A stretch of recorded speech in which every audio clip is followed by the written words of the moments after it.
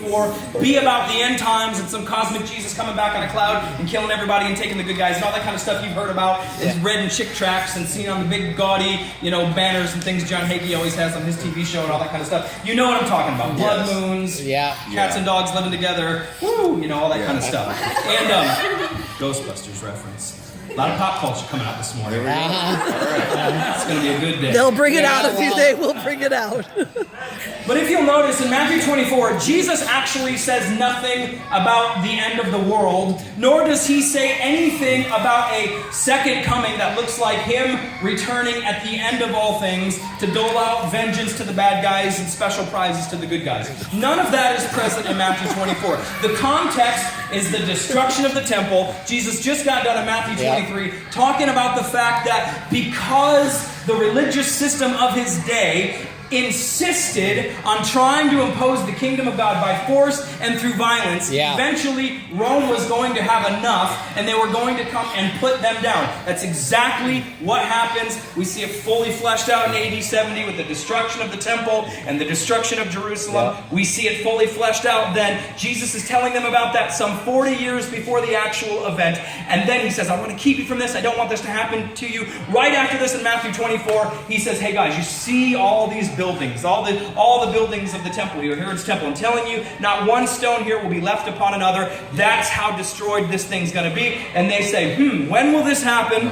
And what will be the sign of your coming and of the end of the age? And again, if you have an older translation of the Bible, it will say end of the world, thereby cementing in our minds the idea that Jesus is talking about events that have not yet occurred, that still lay in our future, because if the world's not destroyed, this must not have happened yet. But if you have a newer translation of the Bible where we've updated it more because we understand terminology better and we speak a little bit differently nowadays, you will see the word has been updated as age and not world, because it's not the word world, it's the word age. Jesus is speaking about the end of an age, the end and the passing of an era, because in Jewish theology, human history was divided up into two ages. That's the pre-Messianic era and the post-Messianic era. And whenever you read Jesus speaking about eternal life or anything like that, that doesn't mean a brand of life that you start living the second after you breathe your last breath that will never end. It's life of the ages. It's life in the next age. That's what eternal life means. And Jesus says eternal life is something that begins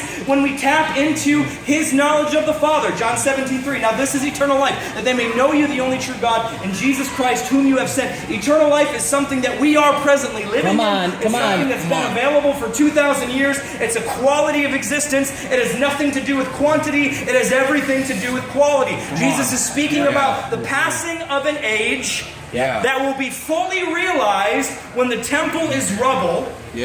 But that began with his ministry, but that will be fully realized when the temple lies in ruins. He's talking about the passing of an age, not the end of the world. But I want you to realize that it's that the end of the age is prefaced by a reference to his coming. What will be the sign of your coming and of the end of the age? So we've tended to see that Jesus is going to return first, and he's going to do whatever he does, depending on what eschatological belief you hold to. He's going to come and he's going to do something, either rapture us or wrath us or something, and then he's going to wrap everything up. But if this end of the age deal is not about the end of the world, it's about the changing and the passing of an era, and it's prefaced by his coming, what is this coming of Jesus all about? If it's not about him returning at the sound of a shofar at the end of the age to suck up the bad guys and judge the... suck up the good guys, judge the bad guys. What is that coming then? Well, this coming that they're referring to is his ascent to the throne of David. This coming that they're referring to, it's about him taking his place as the true king of the true kingdom and ruling and reigning in peace. That's what it's about. It's not about him coming back to the earth to judge. It's about him ascending to the Father's right hand as the true king, as the God-man, taking his seat, taking his place there, and ruling and reigning and shepherding the nations. That's what it's about. Yeah. And listen, when it says the sign of your coming, what does that coming look like? If we fast forward to verse 30, it says, then will appear the sign of the Son of Man in heaven. And for years, many have translated this as, or they've interpreted this as meaning that, we're going to see a literal sign in the sky of Jesus coming back. You're going to see it maybe just be a distant point of light. It's going to continue to grow and continue to grow until eventually you see this fiery-eyed Jesus riding on a white stallion, coming to kill the bad guys, right? Yeah. You'll see the sign of the Son of Man in heaven. Of course, in a flat earth view of things, that works, right? Yeah. Because if someone's coming down from the sky, you'll be able to see him no matter where you are. But of course, once we understood that the earth is a sphere and not a flat surface, that doesn't quite work as well. Unless there's angels with big mirrors that stand out. You can see them too. Of course, then we make it all about there's going to be 24-hour news coverage of this event. That's how wacky and jacked up we are. Yeah. Jesus is not talking about we're going to literally see him in the sky. He says the sign of the Son of Man in heaven will appear. What this means is the sign of the Son of Man in heaven. Where is the Son of Man? Where is Jesus presently? In heaven. He's in heaven. Yes, Christ in us, but that's for the ministry of the Spirit. Right. But the flesh and blood man, Jesus Christ, is where? He's in the heavens, seated at his Father's right hand. Right. Yeah, and so he's telling them, when you see everything I predicted come to pass, the sign of the Son of Man who is in the heavens will appear. The sign that the Son of Man is in the heavens will appear. When you see all of these things fulfilled, it will be a sign to you that the Son of Man is not bleached bones somewhere in a tomb. He's been raised to the Father's right hand. Come on. He really was who he said he was. When you see everything I'm predicting come to pass, it will be to you the sign that the Son of Man is in the heavens. Uh-huh. Yeah. Yep. Yeah. Come on.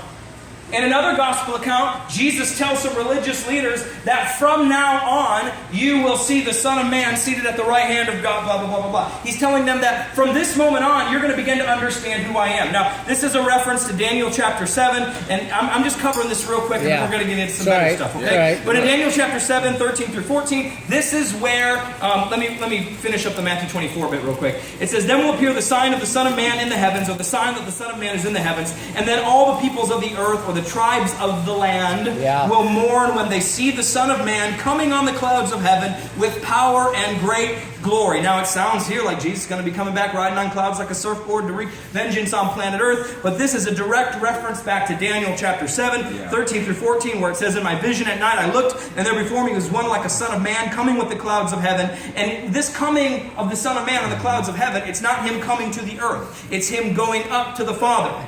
Because it says, and he approached the Ancient of Days and was led into his presence, and he was given authority, glory, and sovereign power over all nations and people of every people of every language has worshipped him, and his dominion is an everlasting dominion that will not pass away, and his kingdom is one that will never be destroyed. What's the point? When Jesus quotes Daniel chapter 7, he says, when you see everything I've just predicted come to pass, it will be a sign to you that the Son of Man is in the heavens, and you're going to see that I have fulfilled what Daniel spoke about me, that I have risen on clouds, the Son of Man, and I've risen up to the Ancient of Days, and I've been given dominion over all of the earth. This sign of the Son of Man in the heavens and this Son of Man coming on the clouds, it's not talking about Jesus coming back riding on clouds like a surfboard. It's talking about him arising and ascending to the Father as the King of Kings and taking a seat at the Father's right hand. When you see everything he predicted come to pass, which is fulfilled, it's completely fulfilled in AD 70 with the destruction of the temple, when not one stone is left upon another. Jesus says, then you're going to understand the Son of Man is in the heavens. This will be the sign,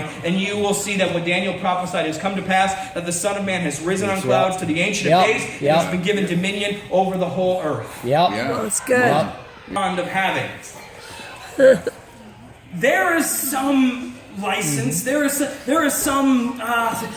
We can find some justification for talking like this. Insert the end of Revelation. You can make about the last days if you'd like. You can pull some passages out of Daniel and make it about last days if you'd like. And you can do all that fancy gymnastics if you'd like to. And I'll leave it to you to do it. I'm just not going to do it. You know why? I don't care. I'm not interested. I'm more interested in the life I'm living right now and impacting the earth than I am about if I'm ever going to get sucked up out of my clothes or something. Okay. So we can do all that and talk about all that if we'd like. I just don't really care to.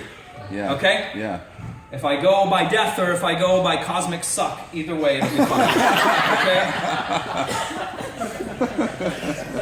But all this talk about the last days, all this talk about something it's coming in the future, and every time there's a war, every time there's a rumor of war, every time, I mean, come on! When is there not wars and rumors of wars? Yeah. Right. I'll tell you when there weren't wars and rumors of wars. During the Pax Romana, or during the Roman peace. Yeah. Which was what was going on during the days of Jesus, when they were in a time of unprecedented peace. Yep. Wars and rumors of wars in that era would have been big news. Yeah. It's not so much big news today. It's been going on for about 2,000 years. There's always somebody fighting somebody else. It's pretty. Right. If that was a sign of the end of the age, then we've been in this thing for 2,000 years. And you get the point. Yeah. We just always take this. We always fit the scripture into our times, and we just mess around with it. We've made a big mess out of everything.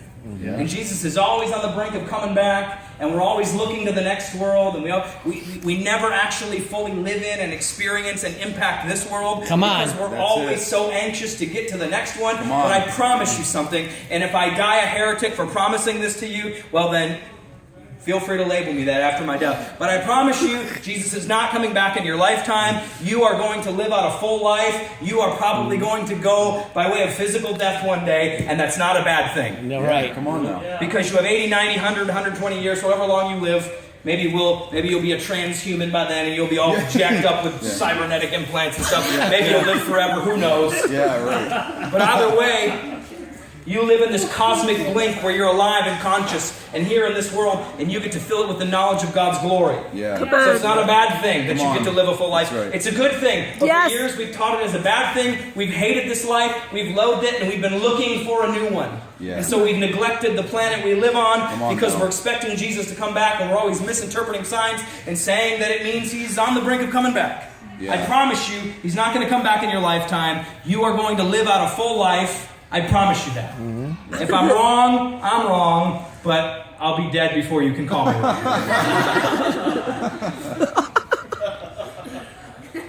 That's my promise to you. So it's time we let this stuff go. Come on. Yeah, come on. I like And it. stop acting like we're living in the last days and realize instead that they're in our past, not in our future. Yeah. Yeah, Yeah. that's right. That things aren't going to continue to get darker and darker and darker and darker and darker until God just can't handle it anymore and he comes to rescue us. No. Yeah. Things Are getting better. can get better and better and better. Yeah. In fact, they are. Yeah, they are. Okay, you can even read, secular philosophers like Steven Pinker, who just wrote a big, fat, thick book called The Better Angels of Our Nature, all about how violence has been gradually decreasing over the years and things are getting better and better and better. It's even noticed in the secular world, not just in the Christian world. It's happening. Things are changing. Things are shifting. Things are getting better. But if you lived in this matrix of Christianity, everything's always getting worse. Everything's getting worse. Everything's getting worse. Come on Going now. to hell in a handbasket. It's getting better. And if we take these lenses off of our eyes, we can realize it, and we can embrace the moment that we're in and get on board with what's happening. Let's do it. Come on now. So it's time to trash this bad eschatology and move on with Jesus. Yeah, come on. Yeah, come on. According to Jesus, he is presently ruling and reigning as king. Yeah. He is not about to take his throne as king of all. He Come on. already has. He already sits on David's throne. That prophecy is already fulfilled. Yeah. And we are living in a new heaven and a new earth. Come And on. Come on. Come on. Come on. Come on. It's not something that's fixing to happen. It's something that's happened. Yeah. Period. It's in our past, it's in our present, and it's in our future because it's already occurred. Yeah. All right. Now let me cover a couple more things, and then we're going to get into some more fun stuff. Okay? You guys still with me? Yeah. Yeah, come on. John chapter 12. I had to throw that in because sometimes people don't say yes. So I feel that's making me feel good with you guys. All right. Thank you. John chapter 12, 31 through 33. Jesus says, prior to his crucifixion, he says, now is the time for judgment on the world. Does he say, then 2,000 years in the future will be the time for judgment on the world? No, he says, now is the time for judgment on this world. Now the prince of this world will be driven out, and I, when I am lifted up from the earth, will draw all people to myself. And he said this to show the kind of death he was going to die. So the three things Jesus said, that now had come time for the world to be judged, and that the prince of the world would be driven out or cast out, and that when he was lifted up, he would draw all people to himself. Yeah. All three of those things dealt with his death. It says because he said these things to show the kind of death he was going to die. So this ties in, and I'll make it tiny. Yeah. Okay, Yeah. so how is the death of Jesus tied to the judgment of the world? Well, when you look in Jesus' theology and when you read Jesus' statements about judgment, you're going to notice something interesting. Jesus does not preach a God who operates on an economy of exchange. Jesus does not preach a God who says, if you do this, God's going to do that to you. And if you do this, God's going to get you for it. Yeah. No, Jesus says all judgment has been given to the Son by the Father. Yeah. But the Son, the one to whom all judgment has been given, judges no one. Yeah. Well, Jesus says all judgment has been given to the Son by the Father, and, just so you know, the Son judges no one. Rather, he goes on to say, the words that I speak to you, they judge you. What does that mean? Jesus says, I don't judge you. The Father's given all judgment to me, and I don't use the judgment the Father's given me to judge you. Rather, here's the gospel. What you do with the gospel is what judges you. Yeah. And you find it in all the parables of Jesus about judgment, which you never should take those too literally because they're parables, they're metaphors, they're trying to speak to greater truths. Right? Yeah. You read the parable of the sheep and the goats. How does the judgment occur in the sheep and the goat parable? Does it have anything to do with believing and justification by faith or anything like that? No, what's it all about? It's about whatever you do to the least of these brethren of mine, right? Yep. Yeah. It's all about stuff like that. Jesus does not preach a God who operates on an economy of exchange, who will do to you, who if you do bad, he'll give you bad back. That's called the Deuteronomic worldview, where you believe that God pays you back according to what you do. Yeah. Okay? That very view is critiqued in the scriptures itself, in the book of Job, in the book of Ecclesiastes, and in other Old Testament books as well. There's different views about that in the Bible, and they're critiqued by the Bible. Okay? Yeah. That idea evolves in Jewish history. And so Jesus comes along and he preaches a God who blesses everyone indiscriminately. Just, unjust, good, bad, evil. You get the rain, you get the sun. He's not sitting here taking notes. Yeah. He's not up in the heavens saying, you don't deserve it, you deserve it. Jesus says, no, what you do with the gospel, what you do with my words, that judges you. The measure of judgment you use when you judge someone else, that's how you're going to be judged. Now, don't see that in any kind of eschatological light where when you get before God one day and you die, he's going to be like, how did you judge your neighbor? I'm going to judge you to the same degree. This is hyperbole. This is Jesus saying to his Jewish audience, you want to play the judgment game? You want to look down your nose at everybody and decide who's in and who's out? Okay, we'll play your game, but I'm going to change the rules on you a little bit. Here's how we're going to do it. Yeah. Okay? However you judge other people, that's how you're going to be judged. You still want to play? Right? Yeah. He's using hyperbole. This isn't literal. This isn't how we're to expect things to play out at the end of all things. He's just telling us, if you want to play judgment, here's how we'll play it. Yeah. However you judge other people, that's how you'll be judged. Cool with that? You cool with those rules? Of course they're not cool with those rules, but that's what he's doing. Yeah. Okay, so now when Jesus says, now has come time for the world to be judged, and that was connected to his death, it doesn't mean God is going to judge the world. It means that the world is going to judge itself. How does the world judge itself? By crucifying the Messiah. Yeah. He doesn't resist arrest. He gives himself willingly to those coming for him, right? They ask him, he's like, who are you looking for? Jesus, right? He says, I am he. He uses that sacred name, and when he does it, they all fall backwards and fall to the ground, either because of the power in the words or because he says something that makes them bow in reverence. And he waits for them to get their bearings and arrest him. Right. When we know at least Peter was packing heat. Right. And he could have been like, while they're down for the count right now, instead of putting little blankies over the midriffs to keep them decent, just go and stab them, Peter. Just shank every one of these guys. All right. Anybody else? Yeah, come on now. Well. But he waits for them to get their bearings. He waits for them to get back up, and he allows them to arrest him. He's taken before the high priest. Okay, he's eventually taken before Pilate. Pilate's like, you a king? Jesus is like, did somebody else tell you that, or did you come up with that on your own? Yeah. He's like, I never said that. He says, my kingdom is not of this world. And if it were, my disciples would be beating your doors down with swords right now to rescue me.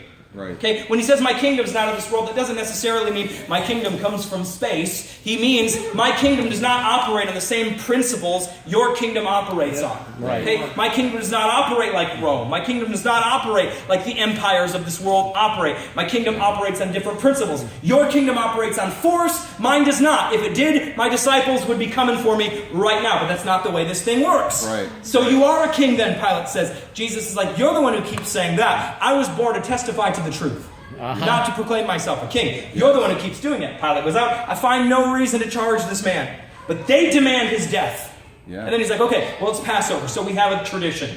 I let one prisoner go free. So here's this notorious insurrectionist who in God's name has participated in revolts against Rome. A Jewish zealot who in God's name took life. Because he thought it was God's will for him to do that, to establish the kingdom by force. His name is Barabbas. Bar meaning son, Abba, Abbas meaning father. Son of the Father. One gospel even says his name is Barabbas Jesus. So we have one here called Jesus, son of the Father, who's a violent insurrectionist, a revolutionary who's murdered and taken life in God's name. Because he, as any good Jewish zealot in his day believed they were living in the last days and they had to rise up and drive out the compromise and impose a radical Sharia-like version of the law on the rest of the nation.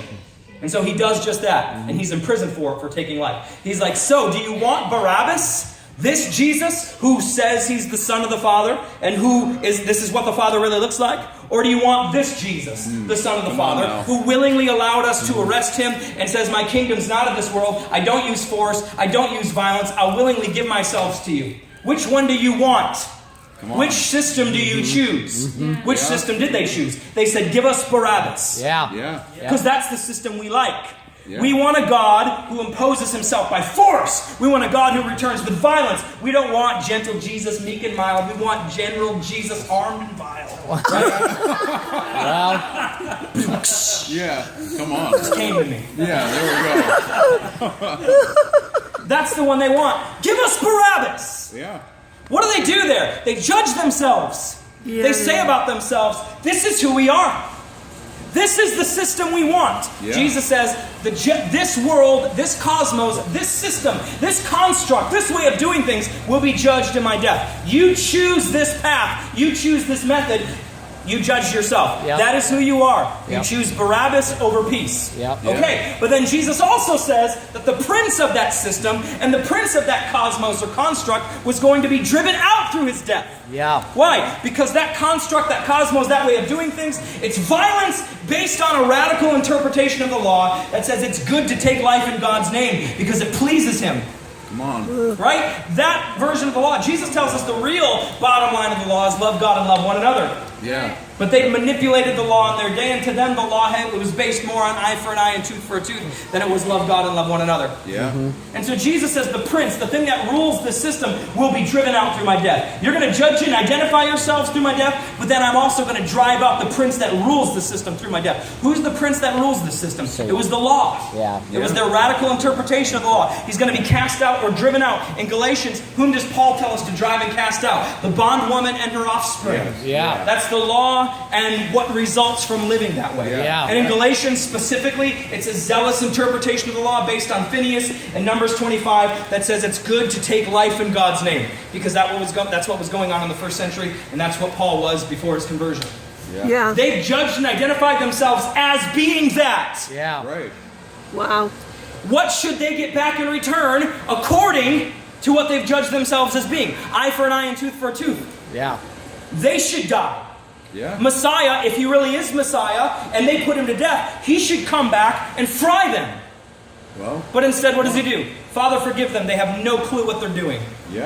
He offers them forgiveness, and their murder of him becomes their salvation. God uses their murderous, treasonous act to save them.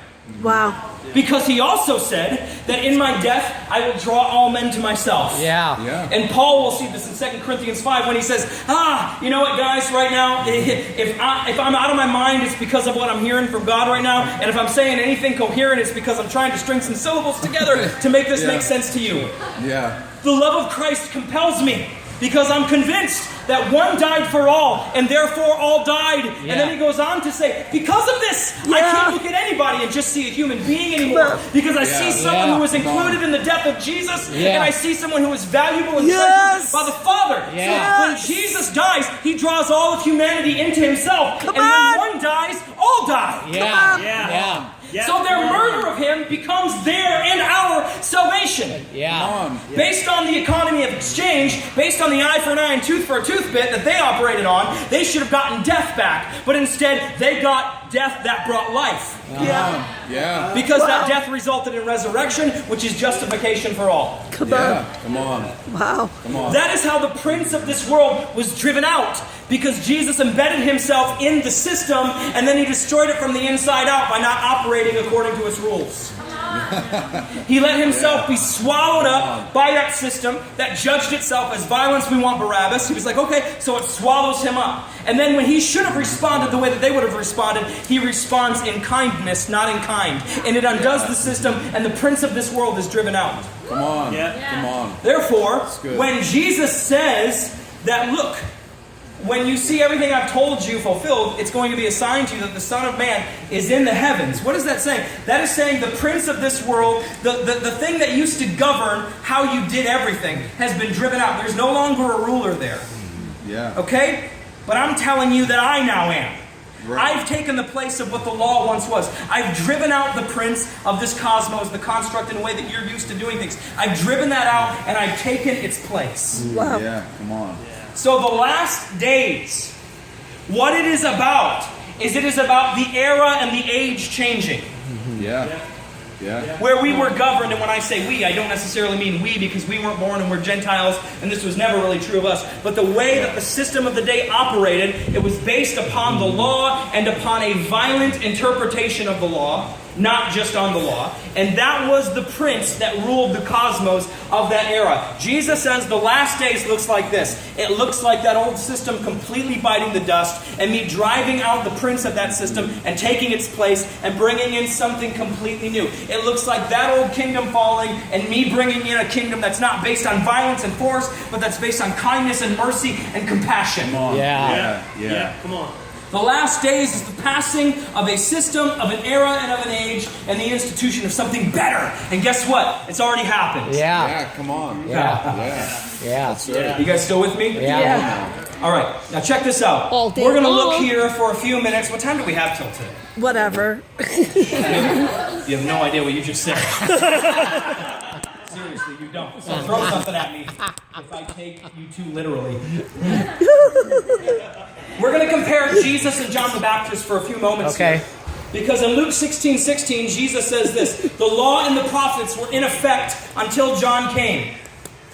Since then, the good news of the kingdom is proclaimed, and everyone tries to enter it by force. What does that tell us? It tells us that the end of the era, according to Luke, the Matthean account's a little bit different, but according to the Lucan account, the end of that era, that eye for eye, tooth for tooth, radical law, the prince is the law era, that era began to end with John the Baptist. He was the last of that order of prophets, and it began to end with him. That was when that whole system began to come crashing down. It is completely dismantled and undone. Its destruction is confirmed, we can say, when the temple lies in ruins, but it begins to end with John the Baptist. But Jesus says, but now the good news of the kingdom is being proclaimed. That's what Jesus is proclaiming, and now everyone is trying to enter it by force. That's why I have a little bit of a problem sometimes with some grace preachers who preach that everything Jesus said was law. I don't believe that. I think that's too hyper-dispensationalist. Right. Okay? Yep. Jesus brought grace and truth. Jesus didn't come preaching law. Jesus came preaching grace and truth. All right? Now, it depends who he's speaking to. Yes, in certain instances, he might be using the law to certain listeners, but not universally across the board is Jesus preaching law. So the Sermon on the Mount and things like that aren't law that we can discard. It's grace, it's gospel, and it's truth. It just depends on how we're reading it. If we're reading through this Western Augustinian lens of law, then it might look like that to us. But when we read it through a grace, Christocentric lens, it looks like grace to us. Okay, so Jesus says that old era began to come crashing down with John the Baptist, but something new, the kingdom, which is going to be consummated with me taking my seat on the throne, and you're going to see it all played out. Okay, it began with John the Baptist, it began to end, and something new started. Okay, now, oh man, help me, Lord. There's so much I want to say. Let's go to Luke chapter 7. Luke 7:18. So this whole system begins to end with John the Baptist. Now let me explain a couple things to you. John the Baptist, most scholars, it's not unanimous, and we have no real way of knowing, because no one's ever interviewed the guy, but most scholars, or let's say many scholars, believe that John the Baptist belonged to a specific Jewish sect called the Essenes. Now, does anybody know who the Essenes were? No. This was a sect that lived outside of the city, either by choice or by force, and they lived in communities like the one at Qumran, who gives us the Qumran writings, the Dead Sea Scrolls, and all these types of things. This was an apocalyptic, mystical sect of Judaism. And they were awaiting the teacher of righteousness. They were awaiting Messiah. They lived separate from the rest of the nation, and they believed that their little community would be the central focus of God's dealings on planet Earth when Messiah came. Okay? You also have, in the days of Jesus, you have the Pharisees, right? And the Pharisees, they want all men to keep the oaths of a priest and live kind of this radical lifestyle. But even among the Pharisees, there's the school of Shammai and the school of Hillel. The school, and they differ in their interpretations of the law. Then you have the Sadducees. The Sadducees are in control of the temple. They're sort of non-supernaturalists. They're kind of agnostic about the afterlife. Definitely no resurrection beliefs, and they only believe the first 5 books. The Torah is inspired, and they kind of discard the rest. So there's this kind of smorgasbord of religious views going on in Jesus' day. So it's never really accurate when we say Jews in Jesus' day believed this. Because Jews in Jesus' day believed a lot of stuff. Okay? Yeah. That would be like looking back 2,000 years from now and saying Christians in the 21st century believed this. Well, we got everything from Roman Catholics to rattlesnake handlers and everything in between. So you can't just say this is what they all believe. So you can't just say all Jews in Jesus' day believed this, because it just doesn't work that way. Okay? There's at least 3 main schools, sects of Judaism, and there might be others that we don't know about. Okay, but the one that many scholars believe John the Baptist belonged to, they believe he belonged to this sect called the Essenes. Now, one thing all 3 of these sects have in common is that they're waiting on Messiah, and to them, Messiah is not just some spiritual teacher who's going to come carrying lambs on his shoulders and telling us to turn the other cheek and stuff like this. To them, Messiah is going to be a political leader. He's going to be a king. He's going to be militaristic. And the number one thing they all have an agreement is that he's going to come and help lead them in revolt against Rome, because they've been under Roman oppression for far too long, and they are waiting for Messiah to show up, and he is going to proclaim Jubilee throughout the land. And to them, Jubilee was prophetic for the era of Messiah. When he came to rule and reign, it was prophetic of the age to come. Messiah was going to come, and he was going to proclaim the year of the Lord's favor. And that was Jubilee to this chosen nation. But then he was going to declare the day of vengeance to everyone else. And it was going to be blessing for the in-group and brimstone for the out-group. And that's what they were expecting, and that's what they were looking forward to. There are writings, there are fragments from the Qumran writings, one called 11Q13, which is called Melchizedek's Jubilee, or the coming of Melchizedek, where they speak of the coming of Messiah in terms of Jubilee. That they liken him unto Melchizedek, so the name Melchizedek and Messiah is kind of, they're synonymous with one another in 11Q13, and they believe that he's coming back, Messiah is coming back, and he's going to proclaim Isaiah 61. The Spirit of the Lord is on me because he's anointed me, ... And when it says to proclaim, good news, they change the word to Jubilee. Yep. And they say that he's going to come and proclaim spiritual Jubilee, that it's the year of the Lord's favor. And you know that in Isaiah 61, that's what it comes to. To proclaim the year of the Lord's favor, the day of the vengeance of our God, to comfort all who mourn. Right? Yep. And so that is quoted heavily in 11Q13 and other Jewish apocalyptic literature of the day. Okay? And so this is what they're expecting Messiah to do when he comes. He's going to come and, using Isaiah 61, proclaim favor on this chosen nation who's been living in consecration for his, waiting for his arrival. But then he's going to declare vengeance on these nasty, filthy, blood-sucking Gentile pigs. Right. And he's going to lead them in revolt against Rome, and they're going to bathe in their blood, and it's going to be a beautiful day. That's basically what they're expecting, and that's basically across the board. Regardless of the sect you were a part of. Now, John the Baptist, it is believed, comes from the sect of the Essenes. And it is a part of their belief system that when Messiah comes, he's going